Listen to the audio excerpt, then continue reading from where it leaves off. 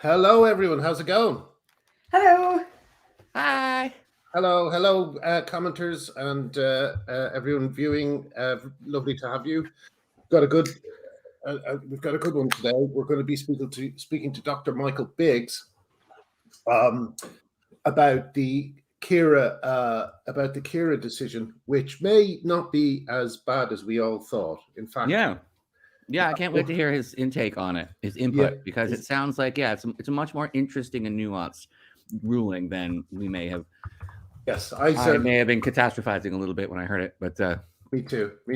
And I might take down my initial post on it because it's a bit too panicky.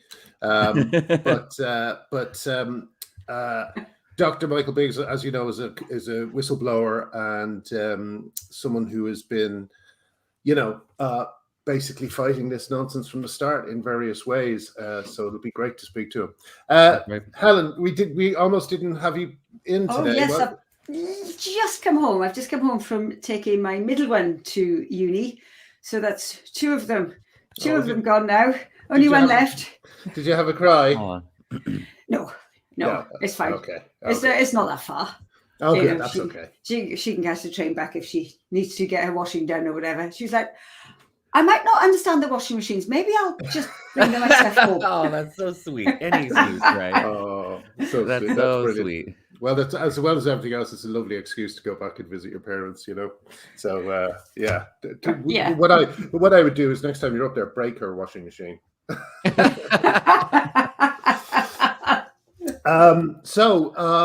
Okay. We have let's talk about some nonsense before Michael turns up. My favorite story so far today is one that Nutmeg just pointed out to me, which is that some NHS hospital got a tweet from a radfem who was joking and said, I hope you're going to change the name of your mother and child unit to include non-binary people. And they were joking, right? They wrote back and they said, we're on it. Oh my God. We're on it. No way. Really? It's so funny. I mean, the stuff they'll do without any pressure, is just extraordinary to me. It is. It is. They'll just yes sir, they'll just erase women the first chance they get, even when a request comes from someone who's joking. It's just amazing. I should have found the details of who that was. Sorry, that's kind of remiss of me. I'll try and track it down while we're speaking. Oh no, here it is. It was the Cardiff and Vale UHB. They said, the person writing said, will Cardiff and Vale UHB rename the Children and Women Clinical Board to reflect the need for men, non-binary people and non-women to access obstetrics and gynecology services? Will it rename the women's unit to something less transphobic and inclusive towards men? Oh, I love that they put the word transphobic in there. And this is the answer. Hi, Jane. Thanks for getting in touch. We've raised this internally for you. The women's unit has been renamed Maternity, Obstetrics and Gynecology, and we will be removing any remaining old signage as soon as possible. Good grief. It was a prank. Isn't that extraordinary? It is. I love this world sometimes. So has anything else been going on that I wanted to, and I think this was out on Wednesday, I think, but I didn't mention it. There was an article in the New Statesman about how to talk about trans rights. It was. I don't know if you've read this article, and it was another one of these. I don't need to know how to talk about trans rights. I'm pretty secure in my style. But it was the two books. Sean Fay's book and Helen Joyce's book. Wow. And it's an extraordinary review because the sort of leeway that's given to Fay's book is absolutely not there in the second half on Helen Joyce's book. And it really is quite extraordinary. The whole defund the police, etc., is completely sort of glossed over, and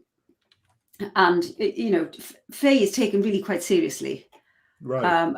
Apart from the the sort of defund the police, which really is sort of glossed over. And then it gets to Helen Joyce's book.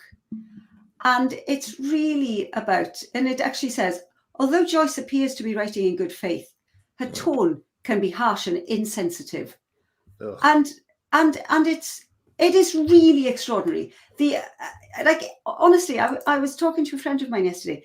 If Helen Joyce had been arguing for abolishing the police, abolishing prisons, she would be completely laughed at, derided, and her book would just be, it would be, what a crank, what a ridiculous woman. What does she think? How is this actually going to work? Yes, exactly. She would be taken seriously. She would be taken seriously. Exactly. It's the transphobia of lowered expectations. They're treating trans people like they're mentally, I'm trying to use the sensitive language for somebody who's developmentally disabled. They're literally treating trans people like they're developmentally disabled. It is really sort of like that. And there's two quotes, and Maya Forstetter picked these out as well. I mean, they really did sort of jump out at me. And one is, the question is, could there maybe, and if it seems essential, if there are specialist services and support for trans survivors, could there not be specialist services for those cis women so traumatized by sexual abuse that they cannot feel safe? It's posed as a question. So she does, the woman writing the article does post it. But then you get to Joyce's part, and she simply says, of course, trans women should not be housed in male prisons because of the risk of violence. It's just unequivocal. There's no questioning about it. It's a question about cis women's safety. And then you get to the part about prisons, and it's, of course, they shouldn't be housed there, and it really jumps out at you how the two books are treated. Artie, is exactly as you're saying. The two books are treated as if entirely as if Helen Joyce is saying something that's almost insultingly true. Why are you even saying this? It's that type of thing. There's no need to write this book.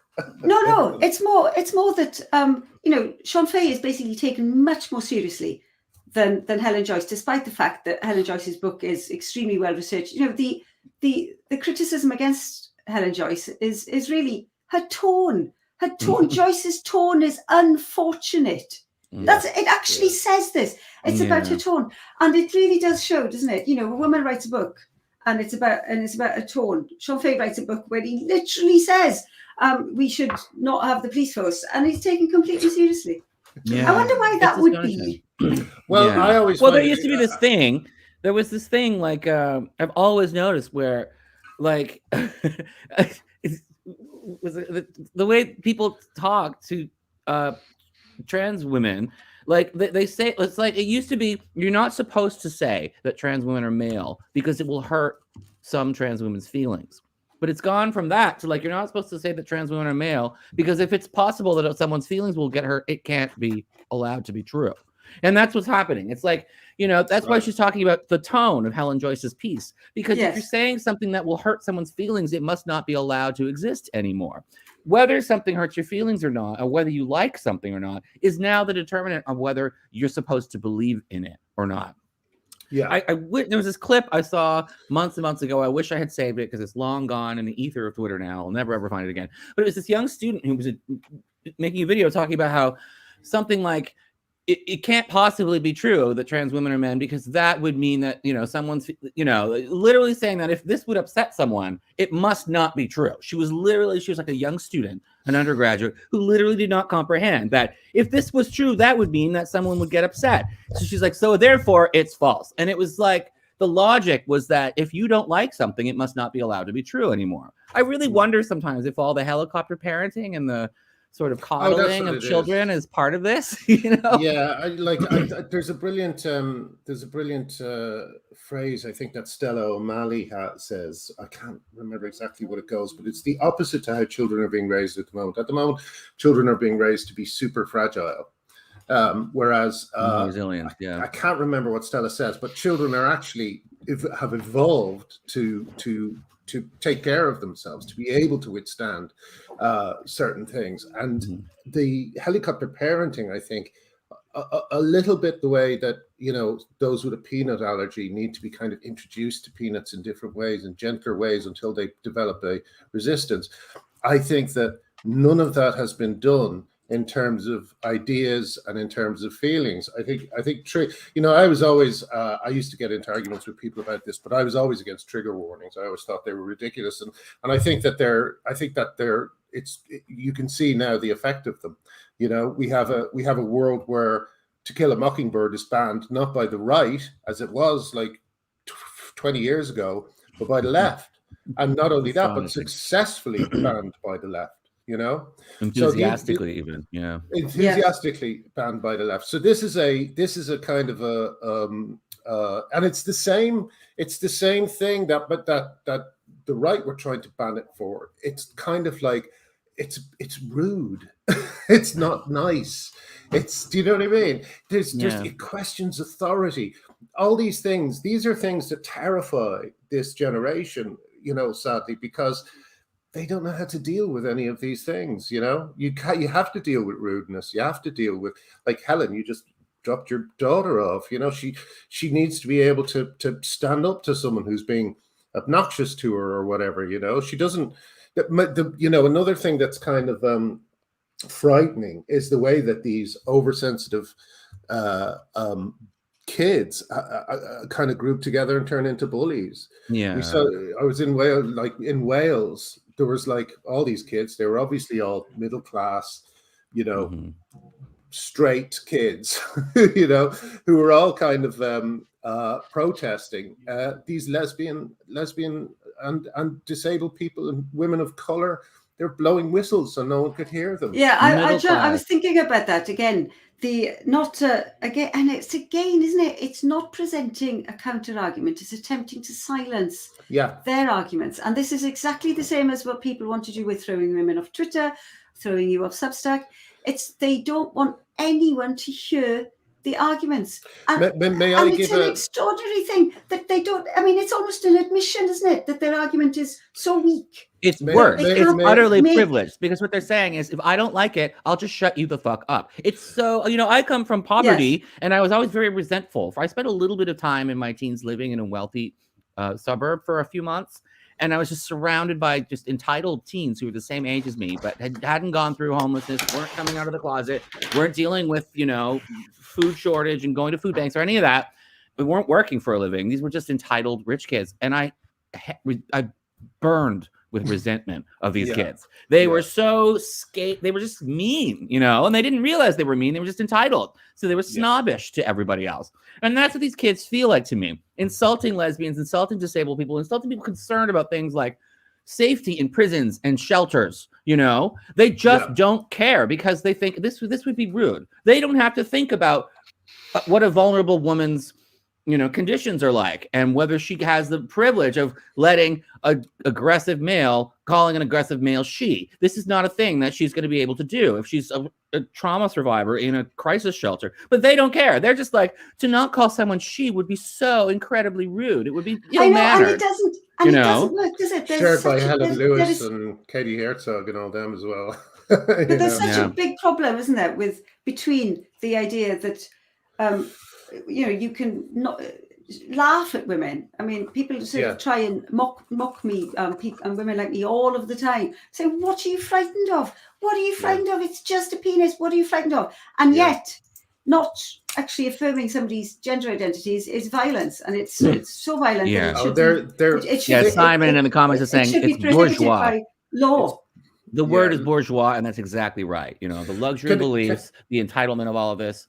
The failure of imagination. Yeah. And can I suggest as well that when they blow whistles and stuff, it's not to drown us out. It's to stop themselves from hearing. Like you notice, as possible. Yeah. You noticed at the you know, they were at the, what do you call it, the Brighton, all these Labour members did it at a Women's Place meeting. Oh, that's another thing I want to talk about. A really shocking thing that happened at a Women's Place meeting. You know, they were banging on the windows and banging on the doors, you know, and there was a young Muslim woman making a speech, you know. So it's the very kind of, it's the substance of what they're saying that terrifies them, because I personally think they're guilty because they know they're wrong. And so they're blowing the whistles to kind of drown that out for themselves. Yeah, it's like, remember that wonderful video that you've mentioned many times, Graham, where I forget the name of the professor who was pointing out all of the instances of pedophilia advocacy in postmodernism, from Foucault to Butler, and the students, every time he made Derek Jensen, and every time he made a good point, that's when the students started screaming and shouting and hollering and yelping like hyenas. It's because, he's making a good point that frightens me, and it triggers my fear, you know? Yeah, they're terrified of they're terrified of what these people are, which is a mirror. You know, they're terrified of looking in the mirror because they've wandered down a very dark road indeed, and you know, I mean, and they don't know how to think. Like I've said, these are people who have been heart washed, and when your heart is telling you you're right, and your mind is saying, my enemy is making a good point, your heart's just going to go into a panic mode. Grab your attention back down to your emotions and away from your reason. You know, and that's what they do. They start screaming and shouting and expressing passion, because that passion, that heart side rather than the mind side, has to win over. You can't let your mind do any thinking right now. I think that's a really good point. And I think this is why you get people who are so vehemently sort of supportive of other people as well, and they really want to try and, you know, vilify. You get lots of them saying, oh yes, look, this person is so stupid. Oh, they really can't.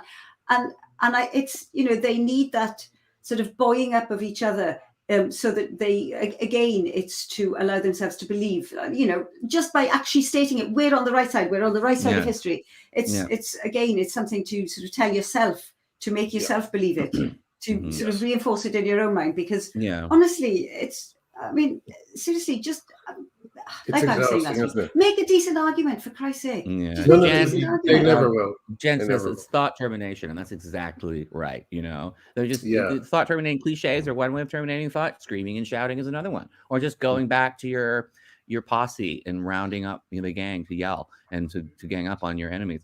It's all just thought termination. Yeah, exactly. Yeah. There was something I just wanted to quickly mention before Dr. Bell turns up. He's turned up. Here he is. But there was a Women's Place UK meeting at Portsmouth University, and the dean refused to allow the event to be filmed, which I think is really shocking. The doors were locked sharply at 7 p.m. At 7 p.m., Jean Hatchett says we had limited capacity, only 64 people. So it might be worth writing to the dean at Portsmouth Uni and asking him why he's trying to silence the voices of feminists, you know, despite putting them on at his university. And Michael is here. Dr. Michael is here. So shall we just launch in? Yes, let's. Dr. Michael, thank you so much for joining us. Hi, Michael. Hi, I hope you can hear me all right. It's perfect to me. That's great. Now, obviously, we've had a few days to absorb the Keira Bell decision. A lot of people were very upset and unhappy, you know, because it seemed to be, I know I framed it like this, that suddenly it was an open kind of invitation to start transitioning gay and gender non-conforming children again. But it's a little bit more complex than that. Could you tell us about your reading of the decision? Well, clearly the appeal court judges were only concerned about the question of should judges get involved in making these kind of clinical judgments. So they were clearly uninterested in the facts. In fact, it's rather ironic that in the second sentence of the judgment, they actually introduced an error of fact themselves. Not a very important one, but it shows how much contempt they have, these appeal court judges have for facts. So all they're saying is that this should not be the proper terrain of a judicial review, that it should be clinicians and scientists who have this debate. And of course, if individuals are damaged by it, then they should sue sort of directly. So it's really a question about sort of the law and the limits of the judicial review process, and not about the original kind of findings of fact that the High Court made about the incredible obfuscation, if not downright lying, that is done by the Tavistock, and the complete lack of certainty and lack of good data on the outcomes of puberty suppression. Yeah, because that High Court judgment was scathing. It did not hold back. It was their contempt and their obvious appallment, is that a word, for what they saw. They were clearly, this was a very firm, solid judgment. So that the fact that the appeals court is just sort of sidestepping the whole thing and saying, you know what, we're just going to step back and say on another level, we shouldn't even have to deal with this. And after the fact, if you've been damaged by this, you can just sue for compensatory damages after your body's been mutilated. That's appalling, you know? Yes, exactly. I stupidly didn't introduce you properly before we started, Dr. Biggs. Can you just briefly explain what your connection to all this is? Sure. Yes, I'm normally a sociologist at the University of Oxford, and I guess I got involved in this in a very strange way, because one of the things we do in our master's course is we sometimes throw open to the students just a kind of just some sort of puzzle, something I've read in the newspaper, and say, how would you understand this as a budding sociologist? So I'd read about the increasing number of kids identifying as trans, and I thought, oh, that's kind of interesting. I wonder why. Had no particular views on it, and then threw that out to the students. We had a good discussion. What some potential explanations? How would we go about testing these? And then afterwards, a student came to me and said, you should not have allowed things to be said in that discussion, that bad things were said in that discussion. And I just think that's really odd. And then two other students emailed me, made the same point, there was wrong things being said. Ironically, one of the things I said was, I think one of the objections was to saying there's an increasing trend of kids identifying as trans, which is true, right? They said, but using the word trans, that's bad because you're suggesting that it's all a fashion. No, actually, trend just means, it's going up or going down. That's what trend means. It's just a social scientific term. But clearly, I got a sense from that is that this is not normal in academic discussion. You just have a debate and we have a disagreement. We bring forward ideas, theoretical ideas. We bring forward critiques and empirical data, rather than saying, no, things have to be, I should, as the teacher, should silence certain views. So I guess that's actually what got me into this. And she basically, they were telling me to educate myself. And I guess I started educating myself. And the more I educated myself, the more disturbed I was at the lack of, I'm a social scientist. And so I look at empirical evidence, I look at publications, and I was disturbed by the lack of evidence there was, particularly for treating children. And then I went on, and of course, then I became interested in this experiment that was launched by the Tavistock in 2010, 2011. And I remember talking to Stephanie Davis-Arai of Transgender Trend, and she was also kind of quite important in sort of getting me onto this topic. Yeah. And they had announced it with great fanfare on the website, and Dr. Polly Carmichael was giving lots of interviews, and she even appeared on BBC Children's program to promote puberty blockers, and yet there were no results. So, of course, I said, well, where are the results? So I started probing, and then, of course, I discovered that they'd never published the results. And that's when I called on Transgender Trend for the publication of the results. And it was only after the judicial review, literally the day after the judgment was handed down, that they actually published the results. In fact, ironically, I was the first person to publish in a serious journal, Archives of Sexual Behaviour, about the results, because they wouldn't do it themselves, and that forced them to sort of come scandalous. Clean. How can you be doing supposedly a clinical study and you won't release the results of the study and you won't even talk about the study? It's just this unbelievable scandal, and this is children's bodies we're talking about. Yes. Vulnerable children, autistic children, gender nonconforming children, likely gay children, I think perhaps that's one of the most frightening aspects of this, is that the stakes are so high, and yet we know that the Tavistock didn't keep records, don't look into detransition rates, they don't do any follow-up care, I believe. I mean, obviously the case itself is one thing, but as far as the legality of the ruling in the original case, but it did lead open the idea that individual doctors could be sued. That's potentially good news, isn't it? I mean, like if someone now has a chance to take one of their doctors into court. For instance, Mr. Mena was telling me last week that he met a young man. The young man is on Twitter. I'll put his username in the link. Who was he was told, sorry, this is a long way around to this question, but he was told by his doctor that he didn't need to go through, usually I think you go through a year of hormones before you get a orchiectomy. Is that how you pronounce that word? They said to him, no, that's going to take too long or something. So they did it to him after 3 months. That's 3 months from the decision to have the procedure, or 3 months from saying he was trans. He had his testicles removed 3 months later. How can these things happen with no research? Well, I think the problem is, and the problem, of course, is that saying that, somebody like Kira Bell, and we should pay tribute to her incredible courage and steadfastness in pursuing this legal challenge. To say that she can sue individuals. I mean, it's very difficult for people who have gone through a lot of this process. I mean, they originally got on this track, often sometimes on this path, because of sort of difficulties they were having, some family difficulties, psychological difficulties, maybe they're autistic or whatever. And then, of course, they go through this long, arduous process and realize maybe it was a mistake for them. It's very difficult for them to then, they're in a much worse place than they were originally. And now they're meant to go and sort of crowdfund legal costs and, go to the media and present their story. I mean, they may have had very traumatic backgrounds. I mean, it doesn't seem to be a very feasible route. I mean, the first thing and it's also after the fact. It doesn't stop you from being harmed. It says you can maybe try to get some compensation after you have been harmed. That's appalling, And I don't think, it doesn't sound like this judgment actually changes the terms and conditions of suing your medical practitioner. It's not saying, here, we're going to make it easier for you to sue your medical practitioner. They're just suggesting it. They're just saying, hey, by the way, that's always been available to you, and it still is as an option. Isn't that sort of what the judgment said? Isn't that right? Yeah.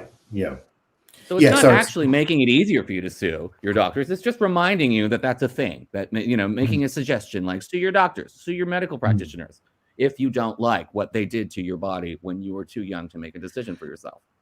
But there's also, I mean, there's a huge the fact that this has been so publicized now, despite the fact that you could argue we're back to sort of square one, that isn't true at all, because people are aware of this happening now, and as you said, Michael, it's scandalous. That's the word for it. And I think, at least there will be scrutiny. I think people will at least think a little more about it rather than just had never heard of it. So I think that is a definite positive. Plus, as you say, Artie, this idea that, that's just been thrown out there about the possibility of, sort of suing doctors who have possibly sort of gone too quickly down this route. Even if that doesn't happen, doctors at least will also have to think twice, because as they should be thinking twice. This is a huge deal. So, and if it takes the sort of the High Court to make them think twice, then that's great. Yeah, certainly I want to underline Helen's point there. That's not back to square one, because sometimes so much information has come to light, and the clinicians themselves realize, that they're under scrutiny. And so you can see that there have been lots of changes that have suddenly come about in the Tavistock after, January 2020, when they realized this judicial review is being launched. They started having seminars on the mental health, the Mental Capacity Act of 2006. Suddenly they decided, what a good idea. Maybe we should learn about the law on consent. In fact, maybe this is a good time to read out the sort of some of the findings from the Care Quality Commission on consent. So this kind of slipped under the radar. This happened. This very damning report came out in January 2021. That's right, isn't it? January 2021. And it was sort of overshadowed by the earlier judicial ruling, and then the kind of Sonia Appleby case, and now this appeal court ruling. But they, for example, they had a very damning analysis of what was going on in the Gender Identity Development Service. So it says that we looked at 35 care records. We found these records to be unstructured. Records did not provide evidence to show what staff were assessing. There was no clear rationale for clinical decision-making. Then they looked at the subset of those kids who were referred to endocrinology to have these gonadotropin-releasing hormone agonists, which puberty blockers. None of the records included a clear statement of what the service was assessing. was the criteria for considering referring young people for administration of hormone blockers was set out in the service specification. In other words, the NHS's kind of document giving the Tavistock the kind of contract. Nevertheless, we saw no reference to this on any patient records. So that gives you an idea of what an actual fact was going on in the Tavistock and what the initial High Court judges picked up. It says that more than half of these patients were referred to autistic spectrum disorder or attention deficit hyperactivity disorder, ADHD. But records we reviewed did not record consideration of the relationship between autistic spectrum disorder and gender dysphoria. So they paid no attention to that. Wow. Then when it comes that's to incredible, isn't it? That's incredible Head admission. spinning. It's head spinning, exactly. and it's just damning evidence that this is not. Hold on, let Michael finish. Let Michael finish. Sorry, Go yeah. ahead, Michael. I just Sorry. last We'll point come back on all this. We'll come back. is on consent. We reviewed 16 records. This is another subset referred to endocrinology. There was no evidence of an assessment of the patient's capacity or competency for consent. But somehow this was introduced, standard operating procedure for consent, capacity and competency was introduced in January 2020. And the first news article about what was before Keira Bell got, when Sue Evans was bringing the case, was January 2020. Note the coincidence of dates then.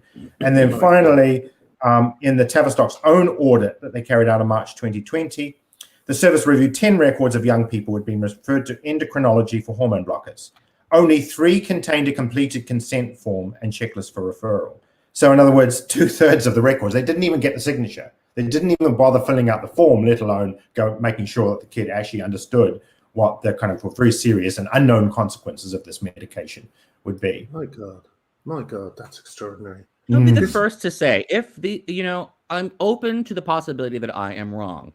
Always, right? And I'm open to the possibility that maybe these doctors know something that I don't, and that these kids are going to benefit from this transition. But then you hear a report like that, and it's like, these are not doctors with good intentions people doing due diligence. These are people who are ignoring basic safeguarding, throwing away records, lying, evading any kind of responsibility. This is clearly a mass hysteria that's taken over these people. Unambiguously, if there's any question, there's just no question that that this has to be stopped. And every time you look at the details, these are not people with good intentions doing diligent work. These are people being sloppy and messy who are caught up in a hysteria. Yeah, it's horrible. Well, there was also huge pressure because of the long waiting list to just get the kids through, right? They were coming, and of course they also have a huge pressure from lobby groups like Mermaids, but there's also we've got a long waiting list. We've got to clear down the waiting list we need to get. Yeah, but I want to talk about waiting lists for a second. I have a slightly controversial opinion, is that it's a little bit of you can't gatekeep anymore because activists will go into hysterics, but maintaining a waiting list is sort of like an underground gatekeeping, because when there's a long wait between deciding that you want to have a sex change operation and change your body and then getting to do it, a lot of people just naturally drop out. They get over whatever crisis they were having. And they just don't, if you have to wait 6 months for your appointment, within those 6 months, you're just not going to show up for your appointment because you will have changed your mind. You will have moved on. So it's almost like a soft gatekeeping in a sense. It's a way of helping a lot of people who are just having a spontaneous, who are, well, what's the word? When you're in impulsive decision to do something drastic, you've got a few months to calm down and realize you're not supposed to do this. And I've seen people talked about this with adults. When there were long wait lists in the 90s at gender clinics for adults, those long wait lists, like over 90% of people just didn't show up for their appointments. A man would call and say, I'm having a crisis. I've been privately cross-dressing for years. I'm at a boiling point. I need to have a sex change. I need a vaginoplasty. I need you to help me right now, And then they'd say, okay, well, it's going to be 7 months before you can have an appointment. And then the 7 months comes up and none of them show up for their appointment. They've moved on. They've gotten over their crisis. They've thrown away their women's clothes. How much do you think? Let's talk a little bit about one aspect someone just brought up, and I did want to talk about it. I've forgotten her name. The safeguarding lead who successfully sued the Tavistock recently. Sonia, Sonia, yes. how come the decision in favor of what Sonia has said, in that they were actively telling people not to go to the safeguarding leave? Why did that not affect the judgment yesterday? Astonishing. It's astonishing. I suppose, again, the judges were just saying that this is nothing to do with us, basically. Clinicians should sort it out, or Parliament, or whatever. That this is not a legal question. Right. Okay. But yes, that was again shocking, because you have this, literally the safeguarding lead being told not to do safeguarding because it interfered with the normal operations of the. Isn't that one of these moments where you should be thinking, are we the bad guys? We're literally telling, we hired somebody to protect children, and now we're saying, stay away from her and hide everything from her. Yeah, isn't that one of those moments where you should be evaluating your own behavior? Yeah. It's so shocking, and the thing that it kind of, what I don't understand, there's the madness, the way the madness spreads up from a certain group of people and just spreads across society. For instance, when the Keira Bell judgment came out, someone was on LBC and said, unchallenged, that puberty blockers and cross-sex hormones are completely reversible. Michael, would you tell us exactly what you know about the reversibility of puberty blockers and cross-sex hormones? Right. So that's actually the rhetoric of reversibility is actually one of the major parts of the sort of technology of the Dutch protocol, because in some sense the Dutch wanted to start transition earlier for the reason that you'd look better, you'd look more convincing, and you'd need less surgeries. So to some extent that makes sense, right? But the problem is they face the problem of age of consent is 16, so you couldn't do cross-sex hormones below 16. So then they said, well, actually, if we do puberty blockers, that we're going to call those reversible, and then we can do them as young as 12. And of course, now it's down to 9. But the notion of reversibility is really just a rhetorical move, because on the NHS website, when the Tavistock used to say they're reversible, they didn't say there's a lot of robust evidence that they're reversible. They said they are deemed reversible. So a passive voice, someone has deemed them. Wow. Not that there's evidence for it, but they've been deemed reversible. It's like mistakes were made. It's information laundering. Somebody has decided that there's no cake uranium in Iraq. It's like somebody says something, and then you just information launder it and make it sound like the truth. Yeah. Sorry, go on. Yeah. Go on, Michael. So if you take a drug, triptorelin is the drug that is used over here most commonly. If you take triptorelin for a month, of course, to some extent, 5 years later, you won't know the difference, right? That'll have a negligible effect. But we're not talking about taking it for a month. We're talking about taking it for 5 years, up to 5 years, 6 years even. And then, so it's clearly after 6 years, it's not going to be reversible, right? There are going to be effects that are not going to be to change. And we didn't, in some sense, the only way of knowing that is to do an experiment, but they never bothered to do any experiments. So only recently have animal experiments been done. So in the last couple of years, experiments on sheep and experiments on mice, show, absolutely clearly that it's not reversible. And it has actually quite negative effects on cognition, for example, as well as, of course, we know the effects on bone density. So it clearly is not reversible. And that's kind of one of the sort of lies that is used. I mean, at least you should be honest and tell parents and children that this is the beginning, this is the first step in a lifetime, being a lifetime medical patient. And maybe that's the right thing for you. Who knows?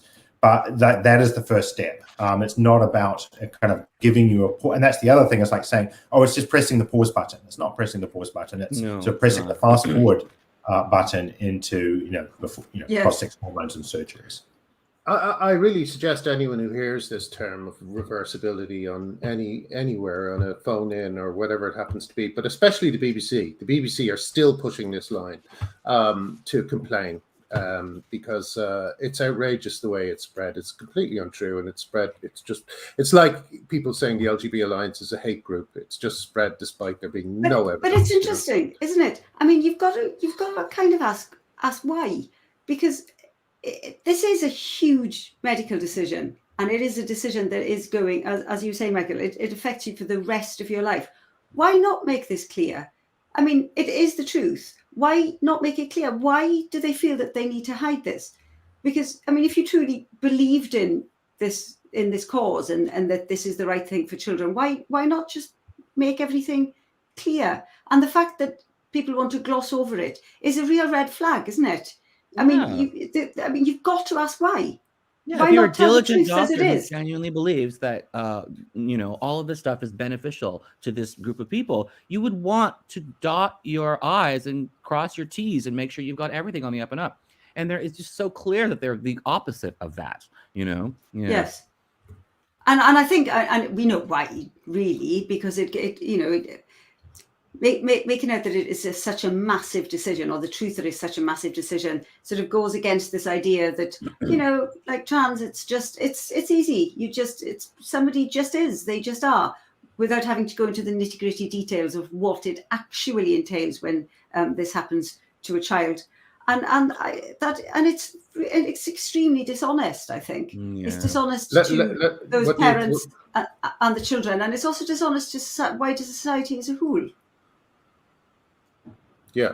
I think there's one cost that has never been clarified, and that is for males. So the rationale, and there is some sense to the rationale, is that if you're going to transition, it's much better to transition younger rather than older, right? You're going to look better. So that's the aesthetic purposes. Looks. Yeah. You look more convincing, you look more passable, and obviously that's a factor. But for males in particular, there's a real problem, which if you have puberty suppression, your penis doesn't develop, right? So you have the penis of a small boy, which means that when you come to genital surgery, the normal kind of vaginoplasty can't be done. So the normal vaginoplasty obviously inverts the penis, and that's kind of it's an operation that's been done for half a century, and it's fairly well known. So you're not able to do that if you have puberty suppression, or it's much less likely that you have enough material, if you like, to work with. And so what they have to do is use a bit of your intestine to line the new orifice, the vaginoplasty. Your colon. And that's a much more dangerous operation. And it also, for reasons probably we don't want to get into, is much less satisfactory. And so it smells bad, apparently. Yeah. Sorry. It smells bad, apparently. It doesn't. It's not an optimal. Like, people who have proper vaginoplasties tend to be very satisfied. People who have this one where they take parts of your colon and try to construct a pseudo-vaginal opening, they're very unhappy. And it's a more dangerous procedure as well. Yeah. Someone here has pointed out that Susie Green laughed about it. She didn't laugh about it on her TED Talk. She laughed about it on a documentary where she actually was, her and her mother, I think, were amusing themselves because her child's penis was so small that they couldn't do this, so they had to do the operation we're talking about. Imagine laughing at such a thing. But there was exactly, something else. And there's just one sort of follow up from that is that the article that has the best results from the Dutch, which is De Vries et al. 2014, and that is an article which looks good on the surface because it says after their surgery, after about when they're 18, 19, 20, that they're happy, they're well adjusted, life is good for them. But then they say in a kind of method section, they say we weren't able to. There are some of these are 70 of the first children who went through this new regime. Some of them we weren't able to follow up, and including one who died as a result of their vaginoplasty. Now they don't say why they died. Maybe it's just coincidence, but it strikes me as quite likely that it was precisely because of their test they had to use this much more dangerous procedure. So basically, they killed over 1% of their patients. But that's still viewed as being an incredibly successful thing. And of course, the person who dies doesn't complete the questionnaire saying how happy or unhappy they are. We're saying we want to help these children. These children are so precious. Trans children are the most precious thing in the world. But we're going to introduce a new regime where literally perhaps as many as 1 in 100 or even 1 in 50 of them will just die from it. And they will have no sexual function. And we can't even do proper, genital surgery on these people with this new. It's like, this is lunacy, but you can see it's being driven by adult males who are so excited by the possibility that these kids could superficially look more like females. They don't care about the risk of death. They don't care about the lack of sexual function. They don't care about the less optimal surgery. This is a narcissistic, vicarious fantasy. These adult males who dream of looking more like women and resent the fact that they had to go through their own puberties are saying, let's take these kids. I don't care if they die. I don't care if they don't ever have sexual pleasure. I don't care anything about them. But if we pretend that we can do this procedure on them, then I can fantasize that I went through it. It's unbelievable, Yeah. It really is. I've also gotten into trouble a few times for saying that it's a form of eugenics. But the statistics that you were talking about, did you say more than 50% of these kids were autistic? What was that number again? It was a huge number of autistic kids. So they're very vague about the numbers. So it was autistic or ADHD, but certainly in the first 30 of the children at the Tavistock who went through this experiment on puberty blockers. So over half of them were on the spectrum, about half of them were on the spectrum. So I think maybe 6 out of the 30 had severe, sort of proper, like real autism. The others were more like Asperger's, sort of on the spectrum. But certainly that's a very high proportion. And so these are also, these puberty blocking drugs, they do destroy fertility most of the time, don't they? So this is... It depends on how early you start, but yeah. So we really are talking about making autistic people infertile. Yeah, all over again, which used to be really scary. And again, the thing that really kills me about this is the importance and the gravity of what's going on. And here we are talking about it on my personal comedy writer's YouTube. Why isn't there a wider conversation about this? Why the stakes why are isn't that so an outcry? high? Yes. But why isn't that an outcry, an actual outcry? This is children. This is experimental, and it really does right now look like a very substandard of care that is happening. And where is the outcry? Where is the national outcry, should I say? I mean, where there's obviously an outcry here. I sense, autistic kids are being damaged by this, but so are gender nonconforming and likely same-sex attracted kids in large numbers. And there's something, I get the sense that everybody's on board with lesbian and gay rights, and they want to support lesbians and gays. But that we haven't really looked at the roots of homophobia, that a lot of people still think they're uncomfortable with gender nonconforming people. They're uncomfortable with same-sex attracted people.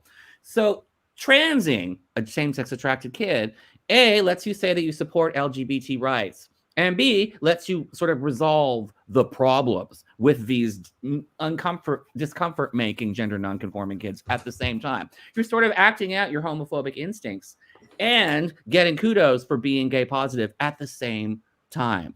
I genuinely think there's an element of that where some of these parents, they genuinely want to see themselves as good people, and they support gays and lesbians, and they support same-sex attracted and gender nonconforming people, but they're still very uncomfortable with the idea of, when a woman is too masculine, she should be fixed and made a man. When a man is too feminine, he should be fixed and made a woman.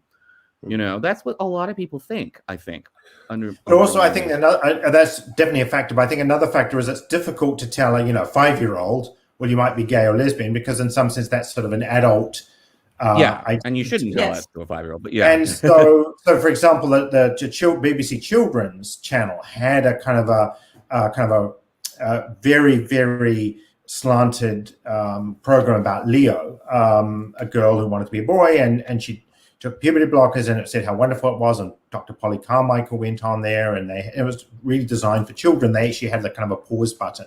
They actually did it with video, kind of very clever video, to sort of show these young kids what a puberty blockers are, just hitting the pause button. But of course, CBBC would never have, here's a 12-year-old lesbian, because of course that's sort of we wouldn't sort of think that way, right? So you start the kids off thinking, if you're gender non-conforming, it's not like you're just a normal lesbian. You're going to develop into a normal kind of butch lesbian. Instead, it's like, well, of course you must be a trans girl, and we need to affirm you. So before you've even had a chance to think, what do I want to be?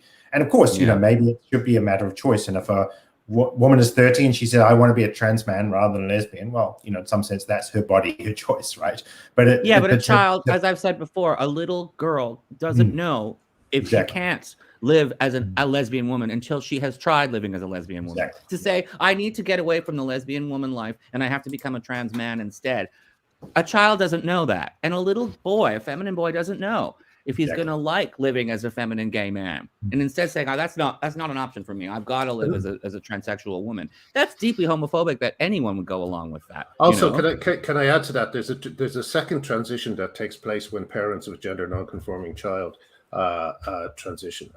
When parents of a basically the second transition is the parents change from being homophobes who don't like their gender non-conforming child to normal people who love their daughter or their son or their new daughter or son or whatever happens to Heroes. be. I think heroes, in fact. Not only that, but heroes in the LGBT community. I mean, it's absolutely shocking that conversion therapy is being celebrated by people.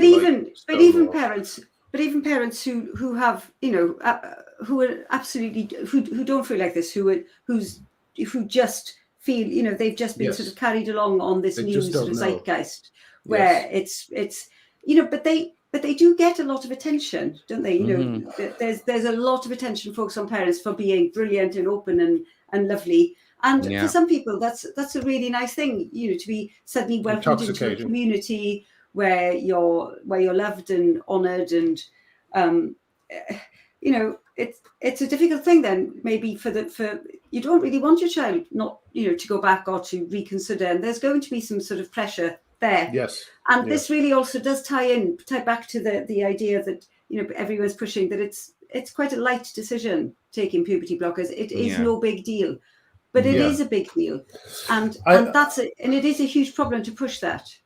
I hope that there's more than just one, you know, one case. I think the BBC should be sued for My Name is Leo. I think, you know, and for pushing this. I hope that we see a few things like that. Let's go back to Ciara just briefly. Michael, what is your feeling on the appeal? I believe that Ciara is going to appeal and take it to the High Court. Do you think that that's likely to succeed, or what are your feelings on that? I'm afraid I don't really have any kind of insight into the legal technicalities on that, and that's a very tricky. I mean, I think it's quite a high bar to take a court to the Supreme Court, and there has to be like the further up you go, the less concerned with facts. I mean, already at this level, they were not interested in facts, and so it just becomes a kind of question of legal technicalities, which you need someone who's legally trained to comment on. Okay, I'll definitely we'll look into getting someone on to talk about the ins and outs of that as well. Well, thank you so much, Michael. I really appreciate you coming on and sharing your expertise with us. If there's anything else that you'd like to add or anything like that, let me know, and we'll have you back on whenever you like. Great. What are you working on at the moment yourself? So I actually have two papers sort of under review or in various stages of review. So one is looking at the suicide rate of trans-identified kids. Oh, good, which good. You'd think it was actually good news, because I'm showing that suicide rate is actually, you know, very low, even though it's higher than the overall populations. But unfortunately, it's been rejected by about 6 journals so far, because they don't want to hear the good news. Because of course, one of the foundations of the kind of gender medicine is the idea it really doesn't matter how bad gender or like the costs of transition, because the kid are going to commit suicide if they don't transition. So but wait, so it's being rejected because they simply don't want to publish this truth. Well, of course, they would say there are problems with the analysis. I mean, you know, there are always ways in which you can say the analysis, and you could say a couple of times, yeah, I can see that. But in some sense, at this point, I'm getting a sense that it's just not. They don't want to hear good news. Yeah. I mean, I've come across this. You know, whenever you say actually the rate is quite low, it's people don't want to hear it, because it is, of course, a way of pushing an agenda. Obviously, and even though this paper is very clear, of saying they have, there's a high rate of suicidal thoughts and so on, and we need to take care of these kids, right? These kids with gender dysphoria are suffering. It doesn't matter how much you say that; it's just not. They don't, the good news is not welcome. So that's one paper that I'm just revising at the moment. And another paper is looking at, there was a very bad article that came out in JAMA Surgery, Journal of American Medical Association Surgery, using this very dodgy survey, Americans online survey, which has been used to sort of for a lot of medical articles. saying that surgery is great, and I show that actually I've got the data and I reanalyze it, and so actually most surgeries are not great at all, and in fact the best outcome is not wanting surgery. So actually it's the trans people who don't want surgery who are the best off. Surgery is actually makes you is worse off than not wanting surgery. So then those results were not put forward in the published article. But again, that was rejected by the same journal, because I tried to publish it in the same journal, because again they did not want to hear these results. But yeah, so that will hopefully see the light of day. It's an interesting one. I think that's something to talk about in a future episode, is how it's not only just good news they don't want to hear. They don't hear any news. They don't want to, like we spent the last 3 years arguing about suicidal ideation, reversibility of puberty blockers, and all this sort of stuff. And it's because there's so little information out there about trans issues, because scientists are terrified of looking into it, because their lives can be ruined, like Dr. Michael Bailey, wasn't it? So listen, thank you so much for persevering. Yes, thank you. Nice to chat with you, despite everything. And I know you sent me some stuff to post in the links. We'll do that, and just let us know if you can ever come on again and chat to us again. Great. See you later. Yes. See you soon. Thank you so much, Michael. It was lovely to see you. Bye. Bye. Great. Okay. Oh, that was very, very interesting, wasn't it? There was a really interesting sort of history and information around puberty blockers, and I thought that fast forward button idea was. I mean, I think that was you, actually, right? It's not a pause; it's a fast forward. No, that wasn't me. Okay, that was my. It's an incredibly important point, isn't it? Mm-hmm. It makes it very well, I think. Yes. That it's the opposite of a pause to an extent. That's right. But it slightly gets me down again, because it hit me, as I said during the thing. We really couldn't be talking about anything more important. We really couldn't. We're talking about our kids. And no one is listening except all the lovely people in the comments, and the 12,000 people following my blog, and a few all the. But you know what, people are all the people unverified. Yeah, no, I know. People are hearing it, though. No, I know this because I happened to have a conversation with somebody at work in the pub who I'd never really spoken to about before. This sort of came up, and they were completely. Yeah, it does not seem right. That certainly doesn't seem right.